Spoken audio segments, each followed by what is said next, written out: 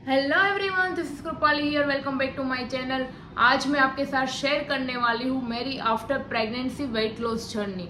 Yes, how I loss 17 kgs in just 3 month. तो चलो start करते हैं। सबसे पहले मैं जो थोड़े मीथ है वो क्लियर करती हूँ।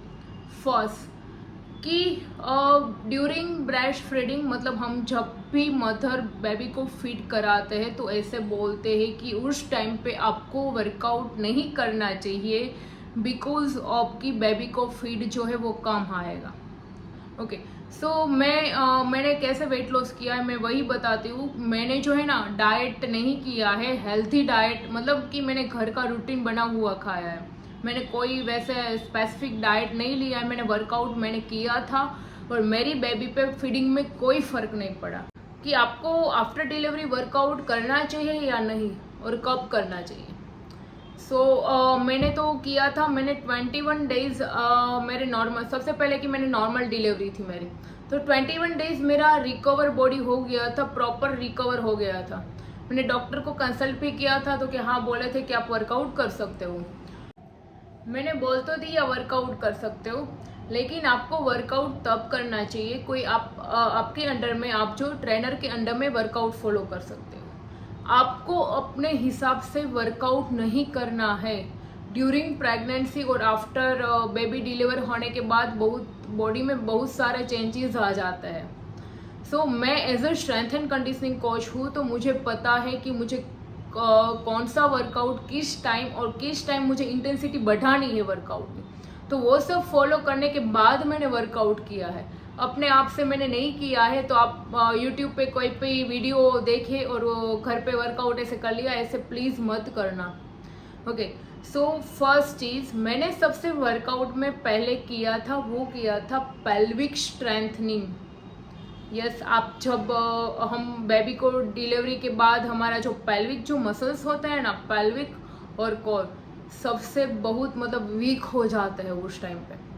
तो आपको पेल्विक स्ट्रेंथनिंग एक्सरसाइज बढ़ाने के लिए मैंने सबसे पहले किया था, उसमें ग्लूट एक्टिवेशन सारी एक्सरसाइज, लूप बैंड लेके साइड वॉक, वो सारी मतलब साइड एक्टिवेशन, इन शॉर्ट मतलब सारी एक्टिवेशन एक्सरसाइज किया मैंने। सडनली हाई इंटेंसिटी नहीं किया था।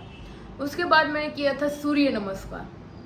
हाँ, आपको अगर कुछ नहीं आता है तो आप सूर्य नमस्कार कर सकते हो घर पे, वो बिल्कुल सेफ है। ये जो मैं एक्टिवेशन बोल रही हूँ वो कोई आप जिम में जा रहे हो और आपके पास अच्छे से पहले से ट्रेनर है तो इसके पास आप कर सकते हो, आपके हिसाब से नहीं। ओके, सूर्य नमस्कार मैं कर रही थी।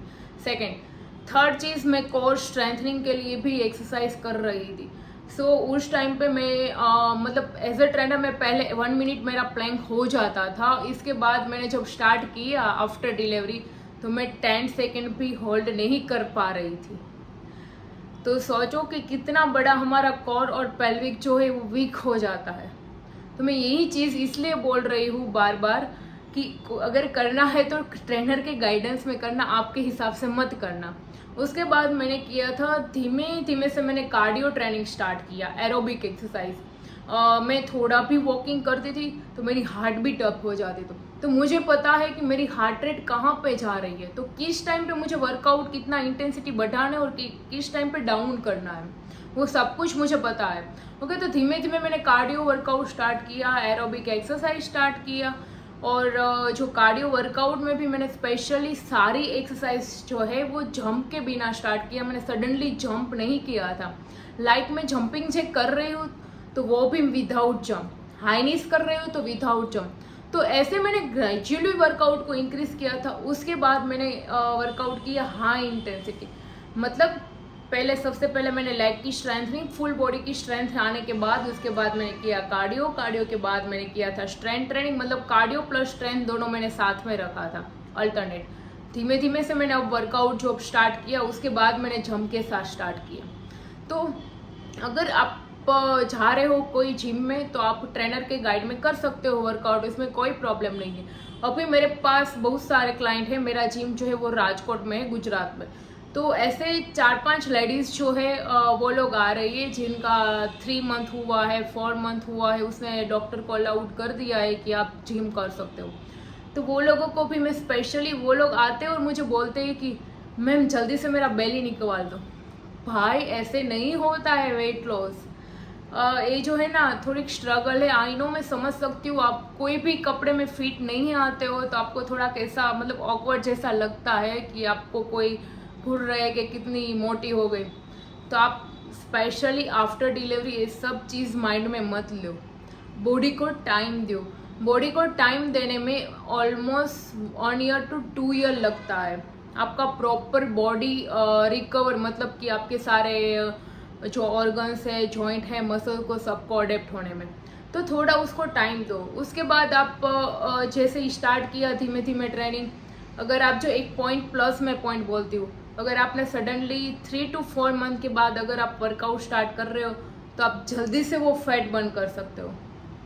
अगर आपने 1 साल से ज़्यादा टाइम लगा दिया तो आपके लिए जो फैट स्टोर हो गया है वो डाउन करना डिफ़िकल्ट है, रिड्यूस करना। इसलिए मैं बोल रही हूँ कि 2-3 मंथ होने के बाद आप कोई भी जिम ज्वाइन कर दो। सिंपल की बात करूँ तो मैंने डाइट में सबसे ज़्यादा गुड़ भी खाया है, जो स्पेशली आफ्टर डिलीवरी सब कुछ खिलाते हैं, घी वगैरह सब कुछ, वो सारी चीज़ मैंने खाई है। मैंने बोला ना कि मैंने कोई ऐसे स्पेसिफिक डाइट नहीं किया है। जो मेरी मम्मी घर पे मुझे खाना चाहिए वही खिलाती थी, वही मैं खाती थी। हाँ, लेकिन मैंने बाहर का कोई भी फूड नहीं खाया है, तला हुआ या कुछ भी, मतलब घर पे भी मैंने कुछ वगैरह पूरी बना के ऑयल वाली चीज़ वैसी नहीं खाई है।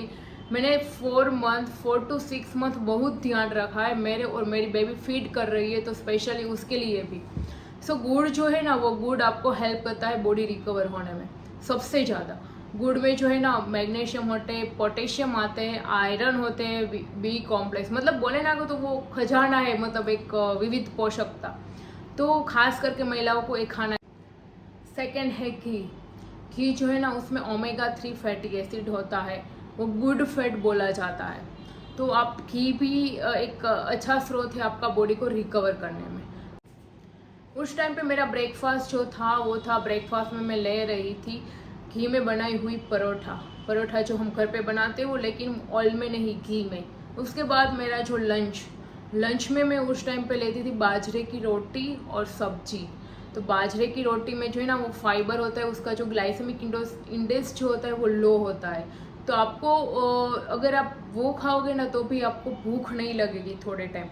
आई नो कि मैं समझ सकती हूँ, वो ब्रेस्ट अगर बेबी जो फीड कर रहा है तो उस टाइम पे हमको ज़्यादा भूख लगती है, क्रेविंग्स ज़्यादा आता है। तो ये भी आप बाजरे की रोटी ट्राई करना। अभी कोई भी महिला जो है अभी वो फीडिंग करवा रही हो डाइट में, अभी आपने बाजरे की रोटी नहीं लिया तो आप स्टार्ट कर दो। आपको भूख नहीं लगेगी अगर आप एक खा लोगे तो अच्छी तरह से, आपका पेट भी भर जाएगा और फीड भी अच्छा आएगा।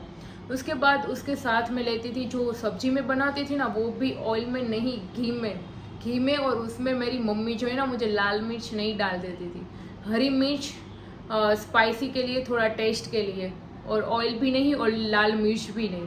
उसके साथ शाम को भी मेरा सेम यही बाजरे की रोटी और सब्जी में शाम को मेरा मेथी के दाने की जो सब्जी होती है वो बना के देती थी घी में। तो मैंने कोई ऐसे स्पेसिफिक और स्ट्रिक्ट डाइट फॉलो नहीं किया था, मैंने सबसे ज़्यादा यही चीज़ खाया था। मैंने बाजरे की रोटी उस टाइम पे खाई। उसके बाद नेक्स्ट चीज़ जो मुझे हेल्प हुई है वो है वाटर। मैं 1 डे में 3 लीटर्स आराम से पानी में पी लेती थी। एक वाटर जो है ना वो उस टाइम पे हमारी ब्रेस्ट फीडिंग में वाटर, आप देखना सबसे पहले वाटर ही आता है, उसके बाद मिल्क स्टार्ट होता है।